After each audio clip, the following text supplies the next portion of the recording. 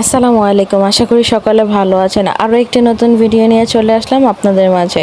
আজকে আবায়া বোরকা কাটিং করে দেখাবো।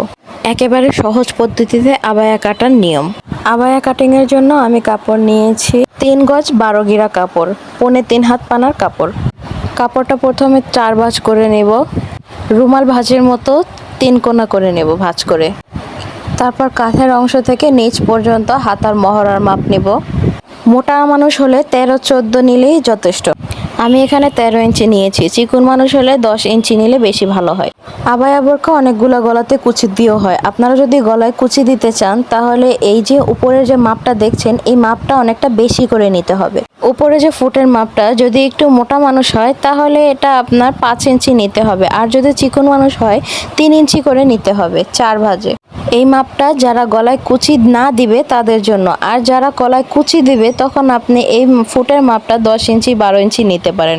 পরে কুচি দিয়ে আপনি আপনার ফুট অনুযায়ী নিয়ে নেবেন, কারণ হাতা কাটিংয়ের ক্ষেত্রে তখন ওইখানে 2 ইঞ্চি আমাদের বাড়তি নিতে হয়, কারণ এটার হাতা আর গলা একসাথে জয়েন্ট হয়।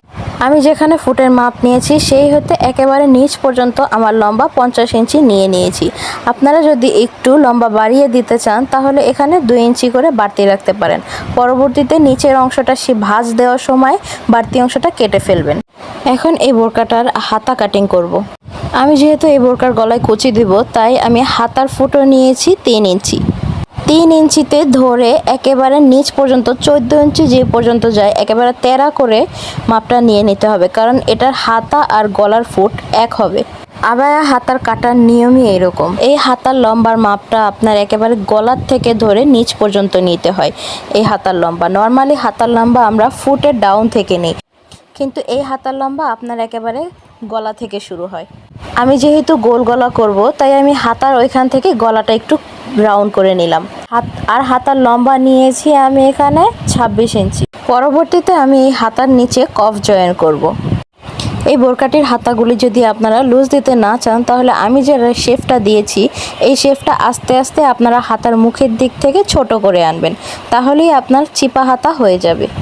আমি এটা কফ দিয়ে জয়েন্ট করব আর হাতার মাঝখানে প্লেট কুচি দিব, এই কারণে আমি নিচের অংশটা অনেকটা ছড়ানো রেখেছি যাতে আমার কুচিগুলো অনেকটা বেশি হয়।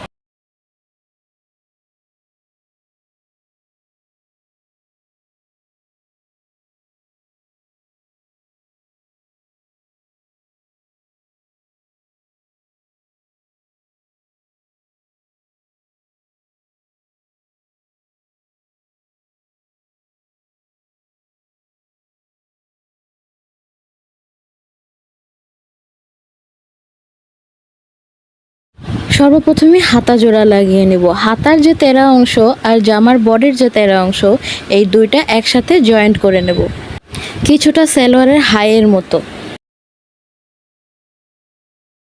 দোনোটা হাতায় জোড়া লাগানো শেষ। এখন গলায় কুচি দিয়ে পাইপিং করে নেব। আপনারা যদি কেউ চান যে সামনের গলা কাটবেন তাহলে সামনের অংশটা কিছু ভি কাটিংয়ের মতো দিতে পারেন, তাহলে ড্রেসটা দেখতে আরও সুন্দর হবে। আমি এখানে গলার মাপ নিয়ে নিয়েছি। আমার পুরো মাথাটা ঘুরে কয় ইঞ্চি হয়েছে সেটা মাপ নিয়ে আমি এখানে দাগ দিয়ে নিলাম, আর কতটুকু কুচি দিব সেই আইডিয়াটাও আমি পেয়ে গেলাম। এইভাবে যদি পুরা মাথার রাউন্ড মাপ নেন তাহলে আপনারা কুচি কতটুকু দিবেন সেটা পেয়ে যাবেন।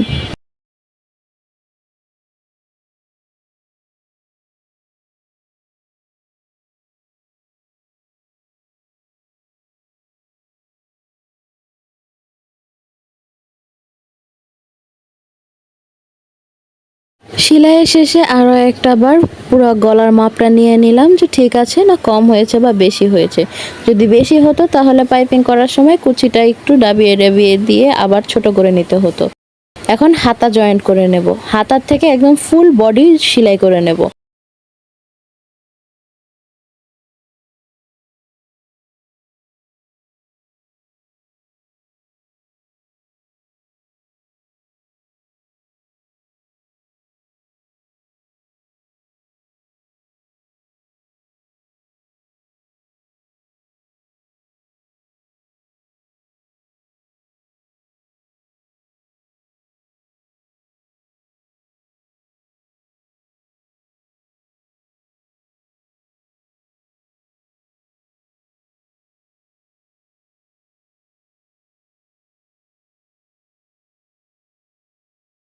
বডি ফিটিং শেষে এখন গলার পাইপিংয়ের জন্য কাপড় কেটে নেব। আমি সবসময় পাইপিংয়ের জন্য তেড়া করে কেটে কাপড়টা ব্যবহার করি।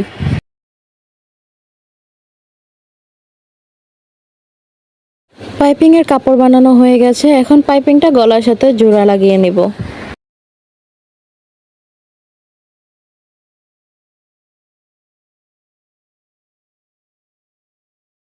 পাইপিংটা শুধু জোড়া লাগালাম। জোড়া লাগানো শেষে পাইপিংটা উল্টিয়ে চাপ সেলাই দিয়ে নেব।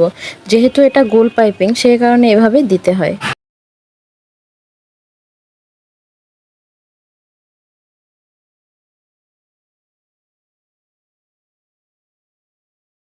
ভিডিওটাতে আপনারা দেখতে পাচ্ছেন আমার পাইপিং গলাটা কত সুন্দর হয়েছে। আর গোল পাইপিং যদি আপনি যে কোনো গলায় করতে পারবেন। গোল পাইপিংটা যে কোনো গলায় খুব সুন্দরভাবে হয়। বোরকা সেলাই শেষে এখন লম্বার মাপ দিয়ে দেখতে হবে যে বোরকাটা কি একটু বড় হয়েছে নাকি আমার লম্বার মাপ অনুযায়ী আছে। যদি বোরকাটা একটু বড় হয়, নিজের মাপ অনুযায়ী বোরকাটা শর্ট করে কেটে নিতে হবে। বাড়তি অংশটুকু কেটে ফেলে দিতে হবে। এখন আমি বোরকার নিচের রাউন্ড সেলাই করব। নিচের রাউন্ড সেলাইয়ের ক্ষেত্রে এগুলো যেহেতু অনেক পিছলা কাপড়গুলি একটা যদি সেলাই দিয়ে আপনি সেলাই করেন তাহলে খুব সুন্দর হয়। আর যদি আপনি একই সাথে দুইটা সেলাই দিতে যান তাহলে অনেক সময় কাপড়গুলো কুঁচকিয়ে থাকে বা মুড়িয়ে মুড়িয়ে থাকে, যেটা দেখতে একদমই সুন্দর লাগে না।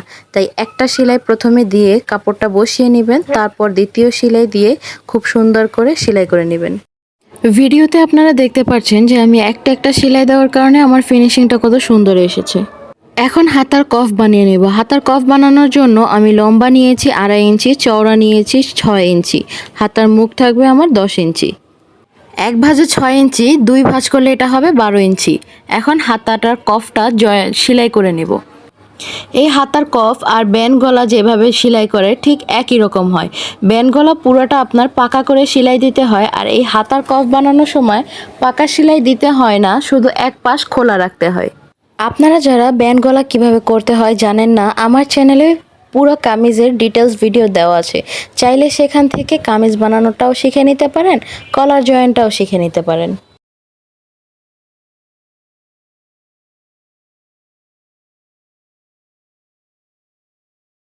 ভিডিওতে আপনারা দেখতেই পাচ্ছেন আমি কিভাবে করে হাতার কফটা বানিয়ে নিলাম। হাতার কফ বানানো শেষে হাতার উপরে আমি চাপ সেলাই দিয়ে নেব। হাতার নিচে আমি দুইটা সেলাই দেব কফে, একটা একেবারে নিচে আর একটা একটু উপরে। এই চাপ সেলাইটা দিলে হাতার ফিনিশিংটা অনেক সুন্দর আসে। আমার হাতার ফিনিশিংটাও খুব সুন্দর এসেছে। হাতার কফ বানানো শেষে এখন হাতার ডিজাইনটা করে নেব। আমি যেহেতু প্লেট কুচি দিব সে কারণে আমি 1 ইঞ্চি 1 ইঞ্চি করে ডাবিয়ে এইভাবে করে অনেকটা দূর সেলাই করে নিয়েছি। আপনারা চাইলে এই সেলাইটা একটু বড় বা একটু ছোট করে দিতে পারেন। এই একটা হাতা এভাবে আমি স্লো করে আপনাদেরকে দেখালাম, তারপরে পুরো দোনোটা হাতা আমি একই রকম করে সেলাই করে নিয়েছি।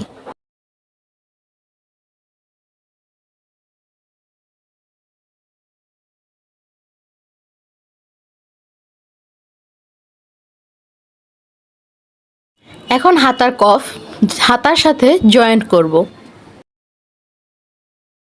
হাতার কফ জয়েন্টের ক্ষেত্রে যেই পাশটা আমি খুব সুন্দর করে পেস্টিংয়ের সাথে লাগিয়ে নিয়েছি সেই পাশটাই সর্বপ্রথম হাতার সাথে জয়েন্ট করতে হবে।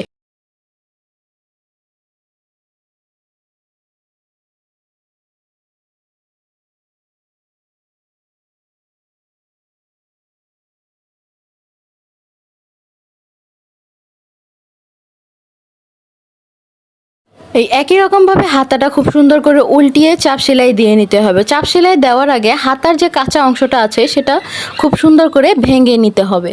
কাপড় ভাঙার সময় খেয়াল রাখতে হবে যাতে কাপড় টানাটানির কারণে বেশি কম না হয়ে যায়। যদি কাপড়টা বেশি কম হয় তখন এই কাপড়টা তেড়া হয়ে যাবে।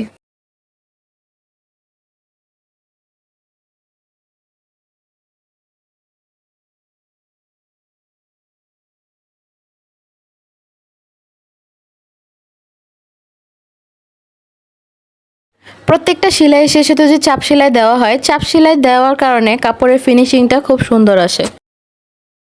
আপনারা দেখতেই পাচ্ছেন চাপ সেলাই দেওয়ার কারণে আমার ফিনিশিংটা কত সুন্দর এসেছে।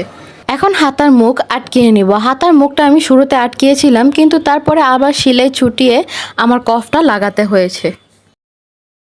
এখন কোমরের জন্য লুপ লাগাতে হবে, কোমরের ফিতার জন্য। এই আবায়ায় আপনারা চাইলে বড় করে ফিতা লাগাতে পারেন, কিন্তু যদি লুপ দিয়ে লাগান তাহলে আপনার সারা কোমরে হালকা হালকা কুচি কুচি হয়ে থাকবে, সেই জিনিসটা দেখতে সুন্দর লাগে। কোমরের শেষের জায়গায় আপনার লুপ লাগাতে হবে। শেষের মাপ কারো হয় 14 ইঞ্চি, কারো হয় 15 ইঞ্চি, কিন্তু লিগ্যাল মাপ হচ্ছে 15 থেকে 14 ইঞ্চি। কোমরের লুপ লাগানোর জন্য আমি যে দাগটা দিয়েছি সেই দাগ থেকে একটু উপরে আমি লাগাবো। কোমরের লুপটা উপরে লাগানোর কারণ হলো আমি যখন এটা উল্টিয়ে সেলাই করব তার পরের অংশটা, তখন এটা যাতে আমার দাগের মাঝ বরাবর থাকে। মাঝ বরাবর যদি থাকে তাহলে ফিতাটা লাগাতে খুব সুন্দর হয়, ফিতাটা কোমরে খুব ভালোভাবে বসে থাকে।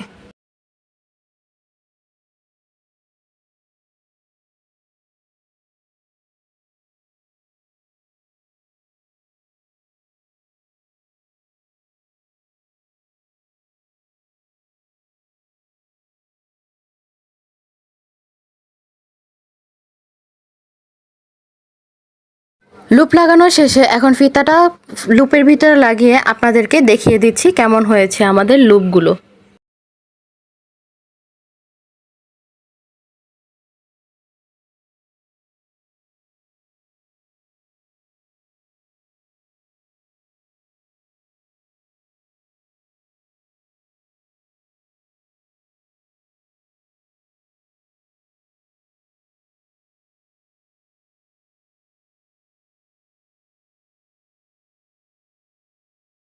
পুরো কমপ্লিট হয়ে গেছে আজকের এই ভিডিওর আবায়া।